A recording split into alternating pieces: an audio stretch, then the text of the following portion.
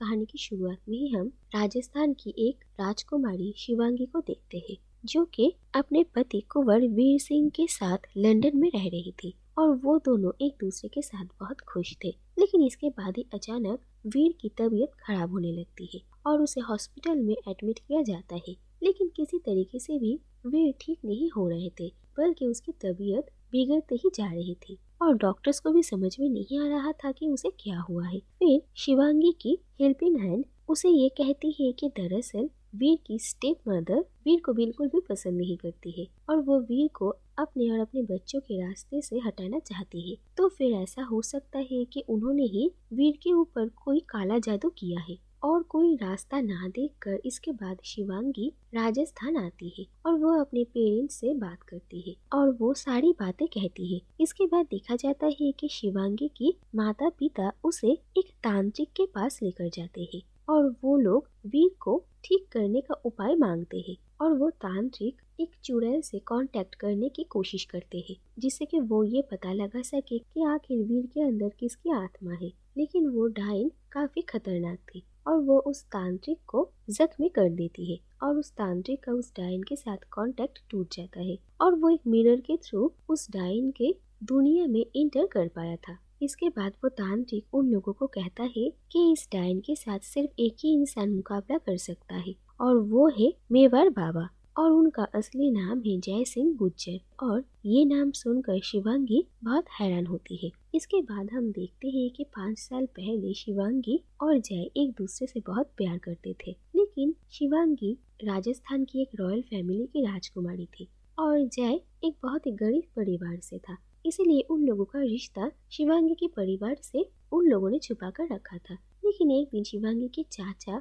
उन दोनों को एक साथ देख लेते हैं और वो शिवांगी के पिता को इसके बारे में बताने का धमकी देते हैं और वो शिवांगी के साथ बदतमीजी करते हैं। और फिर जय वहाँ पर आता है और वो शिवांगी को उस आदमी के हाथों से बचाता है और उसे बहुत मारता है और जय ने उन्हें इतना इंसल्ट किया। इस बात से गुस्सा होकर शिवांगी के चाचा शिवांगी के पिता के पास जाते हैं और जय को लेकर कंप्लेन करते हैं और शिवांगी और जय का रिश्ता सबके सामने आ जाता है और इसके बाद जय को अरेस्ट कर लिया जाता है और शिवांगी को वहाँ पर विटनेस के तौर पर बुलाया जाता है और शिवांगी सारा इल्जाम जय पर ही डालती है और जिस बात से जय बहुत ही हैरान होता है। और इसके बाद देखा जाता है कि जय की 5 साल की सजा हो जाती है और इसी दौरान शिवांगी की वीर के साथ शादी हो जाती है और वो लंदन आ जाती है। और अब ये देखा जाता है कि जेल से छूटने के बाद जय सिंह अब एक बहुत बड़े तांत्रिक बन चुके थे। बहुत खतरनाक आत्माओं को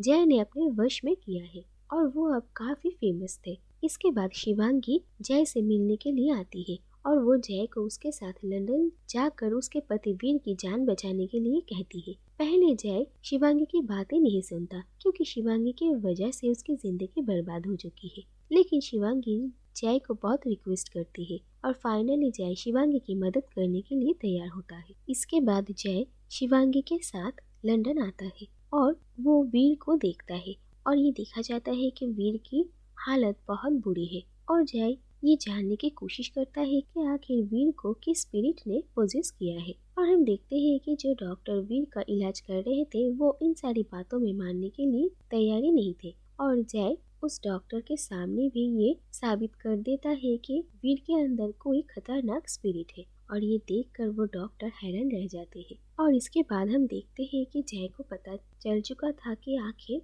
वीर के साथ ऐसा क्यों हो रहा है और जय कहता है कि दरअसल राजस्थान में रहते वक्त वीर को किसी ने एक लॉकेट दिया था और उस लॉकेट को पहनने के बाद से ही वीर के साथ कोई स्पिरिट जुड़ चुकी है और अब उन लोगों को उसी लॉकेट को ढूंढना पड़ेगा और उस लॉकेट को नदी में फेंकना पड़ेगा, जिससे कि वो स्पिरिट वीर के अंदर से बाहर आ जाए और वीर आजाद हो सके। और इसके बाद उन लोगों को वो लॉकेट मिलता है और जय शिवांगी को एक मंत्र पढ़ने के लिए कहता है। जब तक शिवांगी वो मंत्र पढ़ेगी तब तक वो स्पिरिट इसी घर में कैद रहेगा और जय उस लॉकेट को नदी में फेंक सकता है और शिवांगी जय के कहने के मुताबिक ही काम करती है। और फिर हम देखते हैं कि जय उस लॉकेट को लेकर नदी के पास आता है, लेकिन हम देखते हैं कि जय उस स्पिरिट को वीर से अलग करने की जगह उस स्पिरिट की शक्ति और भी ज्यादा बढ़ा देता है, जिससे कि अब उस स्पिरिट को वीर के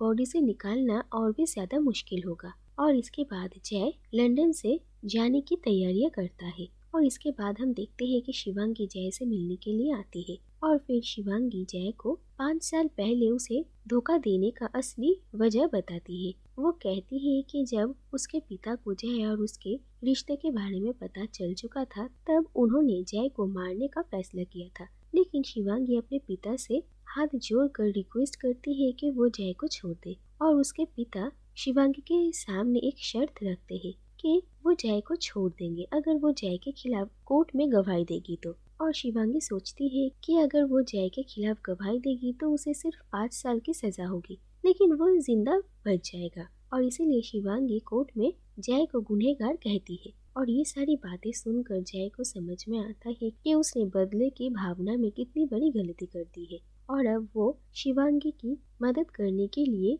लंदन में ही रुकने का फैसला करता है और वो तय करता है कि वो वीर को किसी भी हालत में उस स्पिरिट के हाथों से बचा कर रहेगा। इसके बाद जय एक लेटर के जरिए अपने आध्यात्मिक गुरु से कांटेक्ट करता है और उनसे इस स्पिरिट के हाथों से बचने का उपाय मांगता है। और जय ने गुस्से में और बदले की भावना में जो कुछ भी किया था उसके लिए सबसे पहले जय के गुरु दुख जताते हैं और इसके बाद वो कहते हैं कि वो स्पिरिट किसी एक की आत्मा अपने साथ लेकर जाएगी, नहीं तो वो किसी को भी नहीं छोड़ेगी। और इसके बाद जय के गुरु जय को लंदन में रहने वाले एक पुराने चर्च के बारे में बताते हैं जहाँ पर कुछ शक्तिशाली शस्त्र रखे हुए थे और उन शस्त्रों से उस स्पिरिट के साथ मुकाबला किया जा सकता है। और फिर जय अपने गुरु की बात मानते हुए उसी चर्च में जाता है और उन्हीं हथियारों को लेकर उस स्पिरिट से लड़ने की तैयारी करता है। और इसके बाद देखा जाता है कि जैसे उस तांत्रिक ने एक मिरर के जरिए डायन की दुनिया के साथ कांटेक्ट बनाया था, वैसे ही जय एक मिरर के जरिए डायन की दुनिया में चला जाता है और वहाँ से वो वीर का वही लॉकेट ढूंढ कर निकालता है और जय मिरर के जरिए वही लॉकेट शिवांगी को दे देता है। और वो डायन बार बार हमला कर रही थी और शिवांगी को रोकने की कोशिश कर रही थी, इसीलिए जय उस मिरर को ही तोड़ देता है जिससे कि वो उस डायन की दुनिया में ही फंस जाता है और शिवांगी उस लॉकेट को जला देती है जिससे कि वीर आजाद हो सकता है। और हम देखते हैं कि जय एक आखिरी बार शिवांगी को टूटे हुए शीशों से देखता है और मुस्कुराता है। इसके बाद हम देखते हैं कि कुछ वक्त बीत चुका है और वीर अब बिल्कुल ठीक है। इसके बाद वीर और शिवांगी को जय का वही लेटर मिलता है जिस लेटर के थ्रू वो अपने गुरु से कांटेक्ट कर पा रहा था और उस लेटर में जय ने ये कहा था कि अगर उस डायन को एक आत्मा चाहिए तो जय अपनी आत्मा कुर्बान कर देगा। और वीर और शिवांगी की खुशी के लिए जय ने इतनी बड़ी कुर्बानी दी है, ये जानने के बाद वो दोनों ही बहुत इमोशनल हो जाते हैं और जय के लिए वो लोग हमेशा ग्रेटफुल रहते हैं और वो लोग जय को हमेशा याद रखते हैं। और इसी के साथ ये कहानी यहीं पर ही खत्म हो जाती है।